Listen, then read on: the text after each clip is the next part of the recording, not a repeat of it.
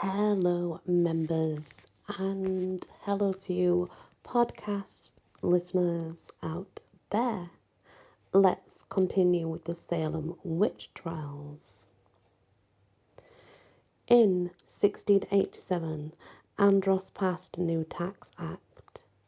He thought it a prudent action, as he inherited an empty treasury and a substantial colony debt.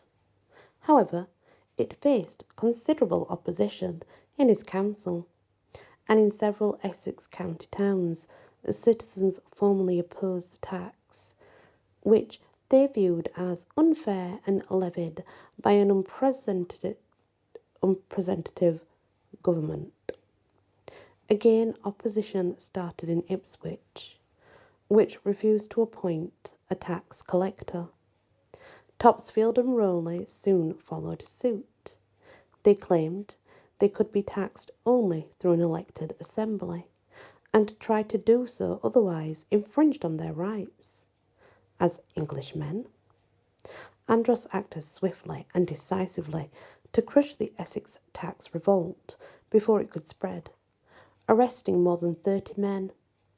On September the 19th, 3 prominent magistrates from the late Charter government, Major Nathaniel Saltonstall, Major Samuel Appleton, and Dudley Bradstreet, also were placed under house arrest for sedition. 2 days later, a dozen of the would-be rebels were brought before Andros and his council to explain their actions. The arrested were officials from Ipswich, Topsfield, and Rowley, along with men from Andover and Bradford. Their leader, outspoken Ipswich minister John Wise, invoked the liberty of the Magna Carta and the rights of Englishmen. The council was not impressed and verbally berated the factious men. Councillor Robert Mason, he would be proprietor of New Hampshire, said the only privilege they had was the right to not be sold as slaves. Another councillor threatened that their liberties would follow them to the end of the world. Andros himself held up to the ridicule, asking whether they thought Jack and Tom should tell the king what monies he should have for the use of his government. The dozen men were jailed to await trial before court of Oyer and Terminer. Andros chose 4 of his councillors, Joseph Dudley, William Stoughton, John Usher, and Edward Randolph, as its judges. In what was a mockery of a fair trial, all 12 were quickly found guilty on October the 21st. They were then returned to jail for another 3 weeks before sentencing. All were fined heavily and placed under bond of good behaviour, and they agreed on behalf of their communities to promptly elect a tax collector. Wise was banned from preaching, though he appealed to Andros, who granted him clemency and allowed him to return to the pulpit. These civic leaders were unaccustomed to such rough treatment. In all, they spent close to 3 months in jail. Saltonstall and Bradstreet fared considerably better. Both issued extensive apologies and acknowledged their errors. They were detained for 15 days, but were released when they agreed to post £1,000 bond for good behaviour. Samuel Appleton refused to post bond, so Andros made an example of him.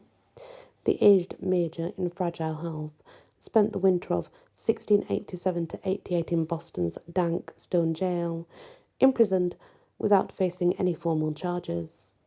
Appleton made repeated demands for a writ of habeas corpus, and finally was set free after 3 months.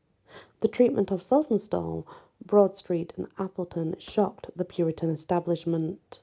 All 3 were leaders of the colony, men who held high office under the old charter. The presentment and humiliation of town selectmen, magistrates, militia officers, and other prominent citizens were new experiences for the Bay Colony. The seemingly absolute but arbitrary power of the Court of Iron Termina seemed to presage that would happen in Salem some 5 years later. The rough handling of the principals in the tax revolt was indication of the sweeping changes Andros made to the legal and judicial system of the Bay Colony. The governor found the laws of Massachusetts Bay to be at odds with English law, so he began efforts to bring the former into line. Some of the changes must have seemed minor to Andros, but they had major repercussions. Notably, he instituted the English practice of witnesses bearing an oath on the Bible. Massachusetts Puritans had never done so, for it suggested idolatry and Anglicanism. Now, when they refused, they were fined. Under the 1629 Charter, juries had been chosen from the free men of the colony. Under the Dominion, Andros appointed the sheriffs, who were responsible for choosing members of the jury. They no longer had to be free men of the colony, so they need not be members of the Puritan Church. Soon complaints arose of packed and picked juries that did the bidding of Andros and his sheriff. Under the old charter, it had been the local members of the House of Assistants who constituted the bench for county courts. Andros replaced these men with his appointees. In Essex County, they were William Stoughton, Joseph Dudley, and John Usher, all wealthy Bostonians with no local knowledge. Furthermore, as Andros centralised the government, he required that more cases be tried in Boston. This meant the defendants often faced jurymen who were strangers, and they had to pay additional travel expenses to court. In another assault on the purse, the government substantially increased court fees and raised money fines to excessive levels. The residents of Bay Colony had traditionally been extremely litigious. I don't know what that means. Frequently engaging in lawsuits. The huge volume, broad scope, and often petty nature of civil lawsuits sometimes suggests to the modern observer that early New Englanders were a fractious and quarrelsome lot. The truth is just the opposite. For a while, they had their differences, and Puritan leaders encouraged informal local arbitration to resolve disputes. The legal system acted as a safety valve, mediating differences and resolving conflicts between individuals and within communities. The changes instituted by Andros made people reluctant to file charges and go to court, so there was a precipitous drop in civil cases. This meant that a significant number of disputes and conflicts continued to fester and grow without any resolution. Land ownership proved to be another divisive issue. While the Mason family's threat had faded, residents were shocked to learn that the revocation of their charter had voided all title to their lands. Under the 1629 charter, the General Court had created townships and given the proprietors of the towns the right to divide the land as they saw fit. This was in contrast to England, where all land was granted by the Crown. James II instructed Andros to make landowners apply for a royal patent, which would mean that they had their land directly from the Crown. This could be costly, as the settlers had to pay a fee for this process and agreed to pay an annual quitrent on the land, essentially a property tax. Andros filed suit against some of the large landowners, including Samuel Sewell, to make an example of them and force them to comply. Furthermore, lands that were still held in common by the towns of the colony now reverted back to the Crown, for Andros to distribute as he saw fit. Many towns, particularly those in Essex County, scrambled to bolster their little claims to their common lands. In the 1630s, settlers had denied Roger Williamson's claim that the natives owned the land. Now they sought out the descendants of Native American sachems and purchased titles to their land from them.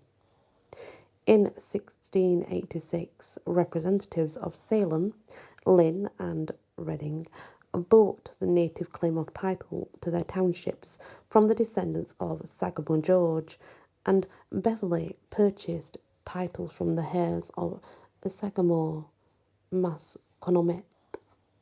Andros completely discounted the native deeds, saying they were of no more value than a scratch with a bear's paw.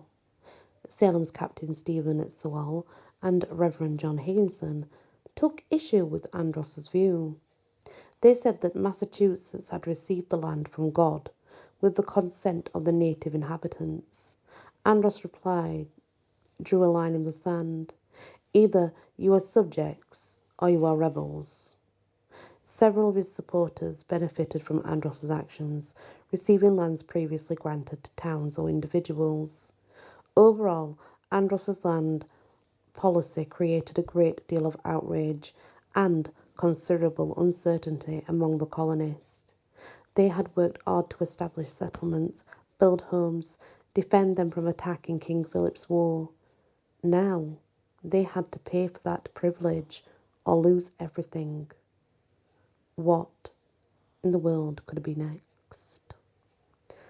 And that's the next part of the Salem witch trials as we continue with historical events of Salem in America, which possibly led to why there were so many witch trials.